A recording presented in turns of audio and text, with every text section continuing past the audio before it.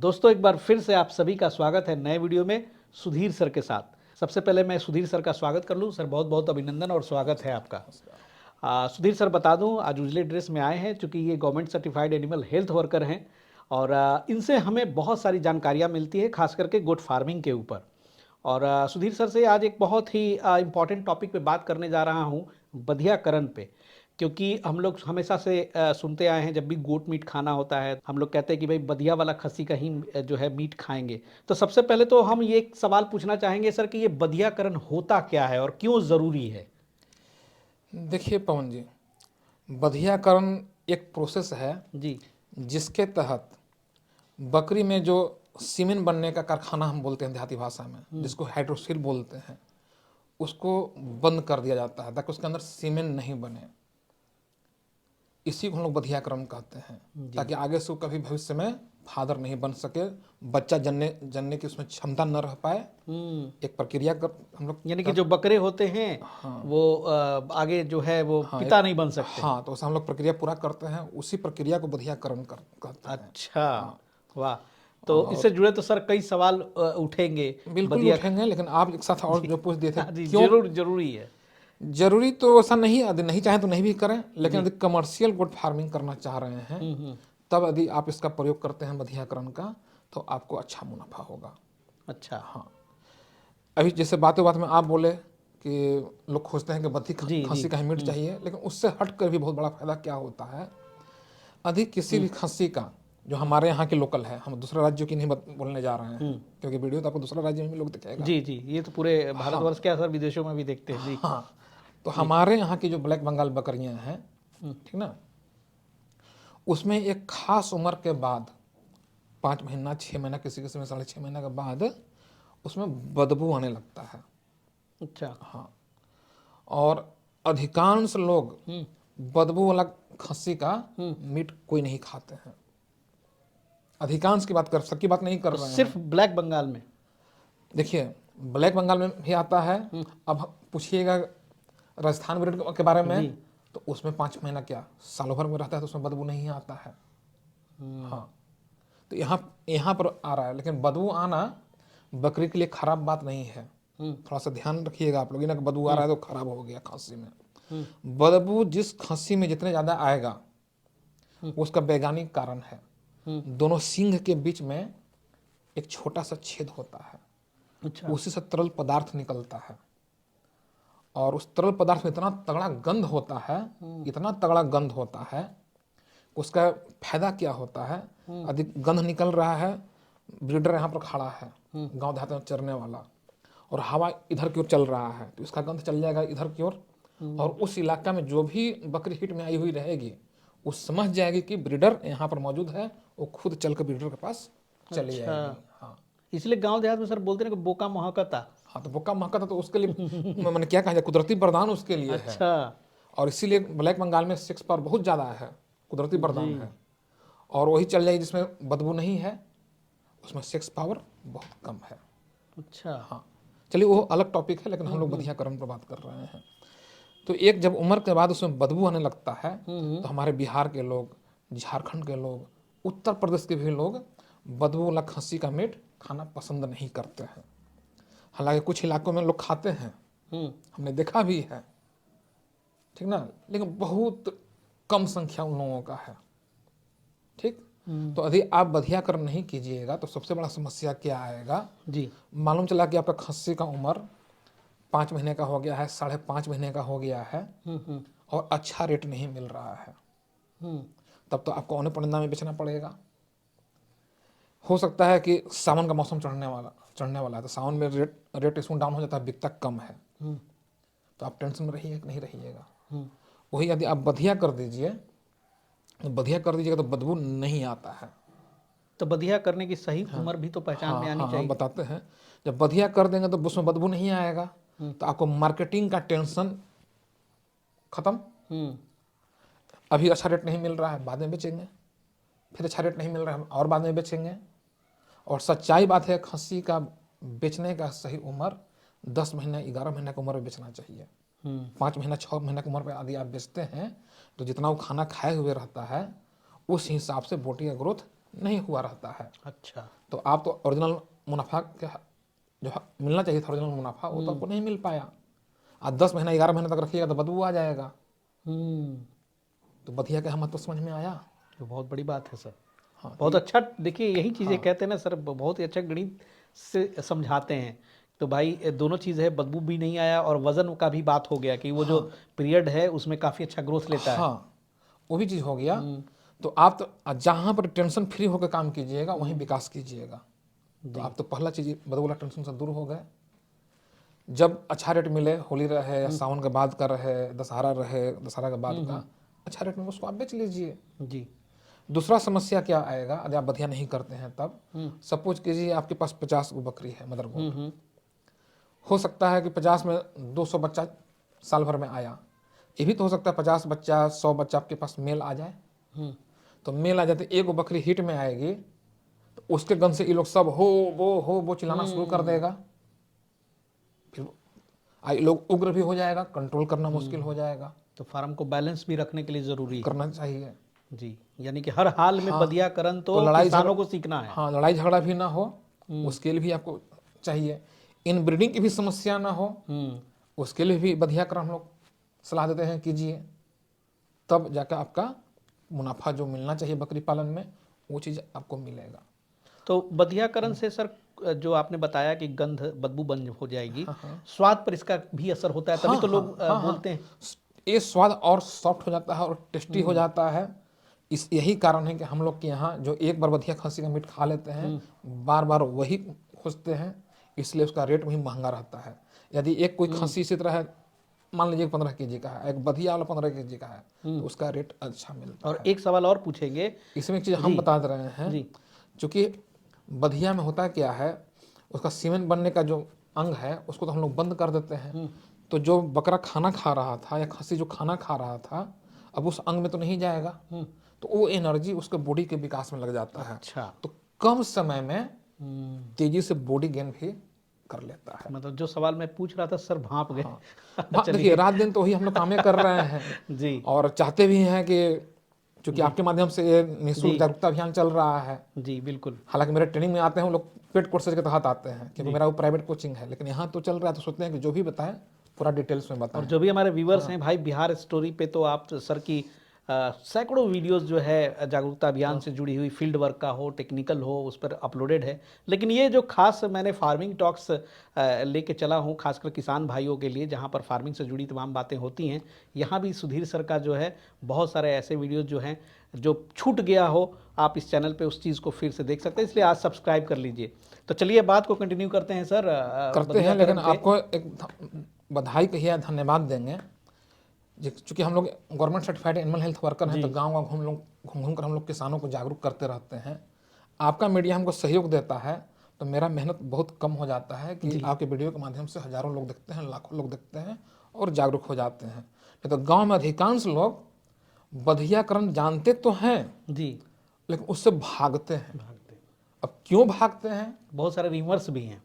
Rumours भी है, कुछ लोग बोलता है कि विकास नहीं हो रहा है, कुछ लोगों का बधियाकरण के बाद खस्सी मर जाता है, तो लोग भागते हैं, कारण कि लोग गलत प्रक्रिया को अपनाए हुए रहते हैं। जी। अब प्रक्रिया पे ही बात कर ले थोड़ा। ठीक, तो प्रक्रिया की जब बात आया तो होता क्या है, गांव में लोग क्या करते हैं बधिया करने के लिए, कुछ लोग कम उम्र में ही बधिया करवा देते हैं।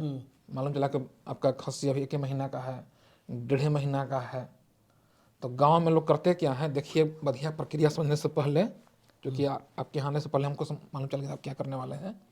खस्सी में 2 गोली रहता है इसी तरह का, हाइड्रोसिल जिसको आप लोग बोलते हैं, अच्छा। ऐसे लटका हुआ रहता है। आई नस है, समझाने के लिए डेमो है, थोड़ा सा सामने करके दिखाएंगे। जी।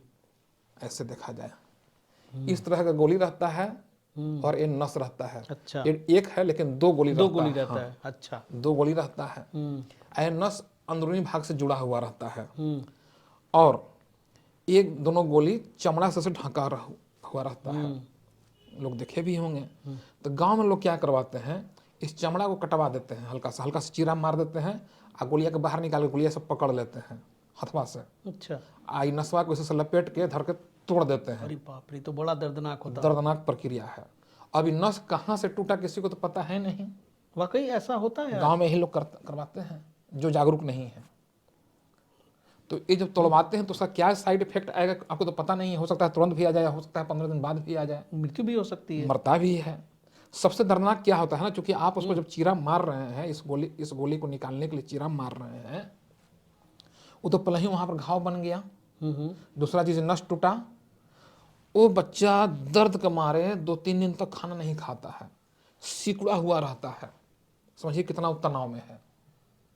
अब नस यदि कहीं गलत जगह से टूट गया है तो गलत रिजल्ट मिलेगा, या फिर कभी कभी क्या होता है, बच्चा तो बैठेगा आपके फार्म पर ही, हर एक जगह तो गंदगी रहता है, मलमूत्र रहता है, ये जो जहाँ आप काटे थे वहाँ घाव बन जाता है। कभी कभी उस घाव में कीड़ा पड़ जाता है, इन्फेक्शन की वजह से टेटनस तक पकड़ लेता है, और इस वजह से काफ़ी बच्चा मरता है। तो गांव में जो देख लिया कि बधिया करवाया तो उसका बच्चा मर गया, तो डर के मारे और लोग बधिया नहीं करवाते हैं। तरीका यहाँ जो वो लोग गलती किए, रिजल्ट गलत मिला, उसका देखा देखी और लोग बधिया करवाना जी सही बात। बंद कर दिए। तो जो उनको मुनाफा मिलना चाहिए था, मुनाफा नहीं मिल पाता है।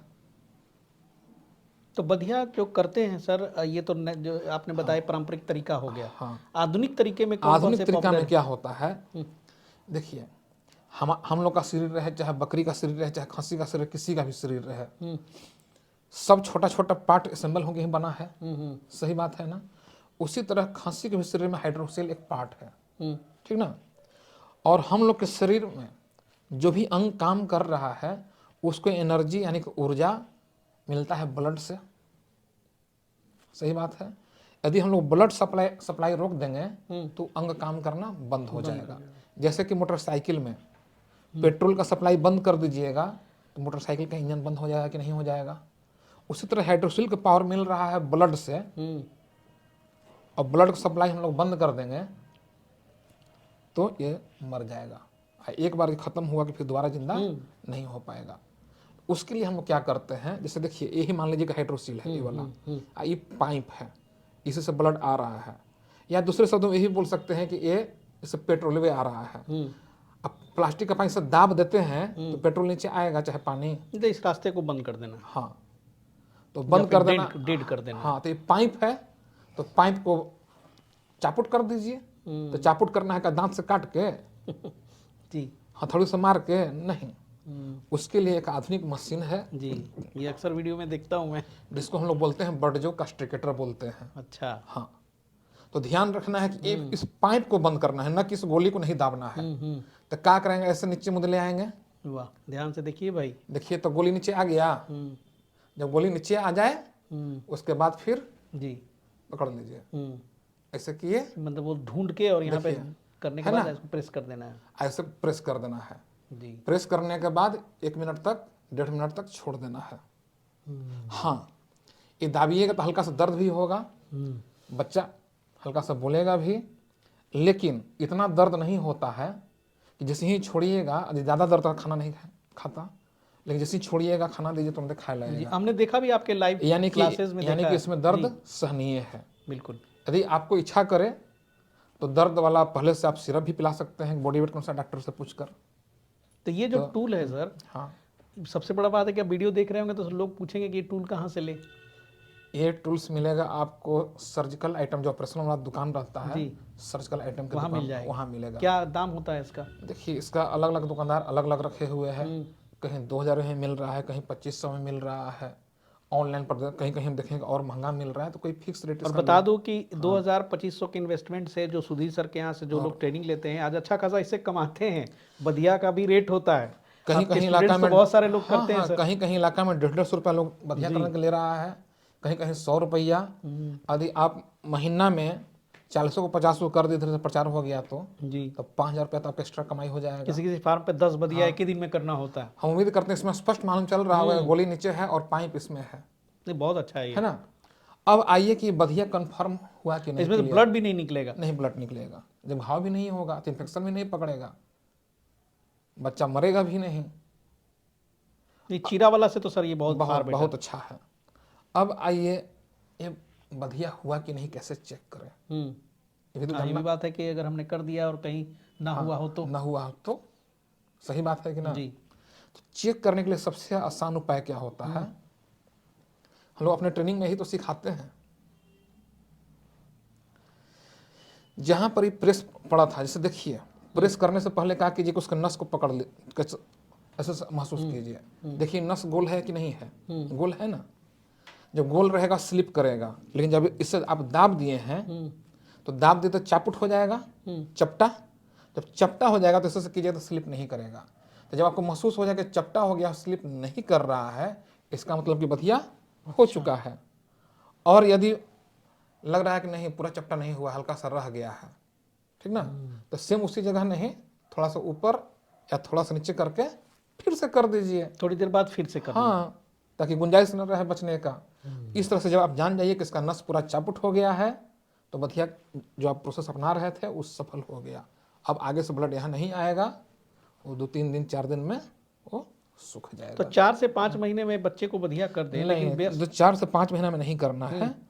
एवरेज हम लोग फार्मिंग लेवल पर 2.5 से 3.5 महीना के बीच में आप बधिया कर दीजिए। स्टैंडर्ड वो होगा। स्टैंडर्ड ओ। हालांकि बधिया करने के लिए तो 2 साल की उम्र में भी किया जा सकता है, ठीक ना, लेकिन 2 साल की उम्र में आप बधिया कीजिएगा तो फायदा क्या होगा। मान लो चला कि हमारा ब्लैक बंगाल का खस्सी है, बदबू उसके शरीर में आ ही गया, मीट का स्वाद खराब होना तो हो ही गया, तो फिर फायदा क्या। सही समय पे कर लेना चाहिए। कोई भी चीज़ ना सही समय पर करना चाहिए। लेकिन फिर भी यदि आपको 2 साल की उम्र पर कराना है, कोई कोई होता है ब्रीडर है, बहुत बदमाश है, उसका मालिक उससे उब गया है, वो करवाना है, तो फिर उस उम्र में आप डॉक्टर्स के हाथ से करवाइए, अपने से न कीजिए, तो ज़्यादा अच्छा रहेगा। तो बधियाकरण के सर और भी तकनीक हैं? हाँ, एक तो चिड़ा विधि वाला आप समझ गए जी। एक ये बर्डियो कास्टिकेटर वाला, एक रबड़ मेथड भी है। अच्छा। लेकिन वो उतना लोकप्रिय नहीं है। मालूम चला, मान लिया जाए कि हम कोई चीज़ तुरंत रिजल्ट खोज रहे हैं, तो गांव देहात में चीरा मारा निकाल के फेंक दिया कि न रहियन बांस न बजिहन बसुरी, तो फेंक देता है, बहुत इंस्टेंट है। तो बचवे मर जाता है। खतरनाक भी हाँ, है। इसमें देखिए कि तुरंत रिजल्ट मिल गया, दाब दिए तो। एक आता है रबड़ पे नहाया वाला मेथड। अच्छा। है तो मेथड क्या, उद्देश्य नस को ही दाबना। रबड़ एकदम आता है उसका मार्केट में, लेकर फैला कर उसमें डाल दीजिए। अब वो रबड़ का से पूरा प्रेशर बनावेगा। अब 4 दिन आप 5 दिन तक हल्का हल्का प्रेशर बनेले रहिएगा, तो बकरी का बच्चा तनाव में रहेगा कि नहीं रहेगा, रहेगा ना। तुरंत रिजल्ट भी आपको नहीं मिलेगा, नहीं ना मिला। इसलिए वो वाला चीज़ लोकप्रिय नहीं है, यानी कि सबसे पॉपुलर मेथड यही वाला है। लेकिन इसके लिए भाई आपको सीखना पड़ेगा, ये हर इंसान नहीं कर सकता है। हर बकरी बहुत नहीं, बहुत माइनर ट्रेनिंग है, बहुत हल्का चीज़ है, कोई बहुत बड़ा चीज़ नहीं है। और रबड़ वाला में तुरंत रिजल्ट मिलेगा नहीं, नस वो को अलग बात है। वो अलग बात है। कुछ लोग मशीन बेचने के लिए, अब जैसे मालूम चला कि हमको ये मशीन बेचना है, मान लिया जाए, किसका करेंगे, किसी को वो वाला मशीन बेचना है तो उसका बड़ाई करेगा। लेकिन आपको जो अच्छा लगे वो आप कीजिए, वो अलग मैटर है। इसलिए ये वाला ज़्यादा लोकप्रिय है। हॉस्पिटल में भी जाइएगा ना तो यही वाला चीज़ मिलेगा आपको। चलिए, हाँ, बहुत अच्छी जानकारी दिया आपने सर। तो उम्मीद करते हैं अच्छा लगा। तो गांव में भी जो किसान हैं जो बधिया से डरते हैं, ये मर वीडियो जाता हो फॉरवर्ड जाता है, कीजिए जी। तो उन किसानों तक पहुंचाइए कि आपको फायदा होगा। बधियाकरण करवाइए, सरकारी हॉस्पिटल में निःशुल्क होता है। अच्छा। हाँ, तो आप वहाँ से भी सर्विस ले सकते हैं। सही बात है। हाँ, लेकिन आपके घर जो भी जाएगा वो कुछ चार्ज लेगा, क्या उसका पेट्रोल जलता है, या कोई प्राइवेट वाला है चार्ज लेगा, है कि ना है। चलिए सर, तो आपको जहाँ अच्छा लगे वहाँ से काम कीजिए। जी। सुधीर सर के साथ जो है हमारा सेशन ख़त्म नहीं हुआ है, फिर हम बात करेंगे अलग अलग विषयों पर। जो हमारे भाई नए हैं, चैनल को आज ही सब्सक्राइब कर लीजिए, नोटिफिकेशन बेल को भी दबा दीजिएगा ताकि अगली वीडियो आए तो नोटिफाई हो जाए। ये जो तमाम जानकारियां हैं बहुत इंपॉर्टेंट जानकारी हैं, और आपसे निवेदन है कि इस जानकारी को अपने तक सीमित ना रखें। कोई भी आपके नज़र में बकरी पालक हो, किसान हो, उन भाइयों को भी शेयर करके ये वीडियो ज़रूर पहुंचाएं। मिलते हैं अगले एपिसोड में सुधीर सर के साथ फिर, तब तक के लिए जय हिंद, जय भारत।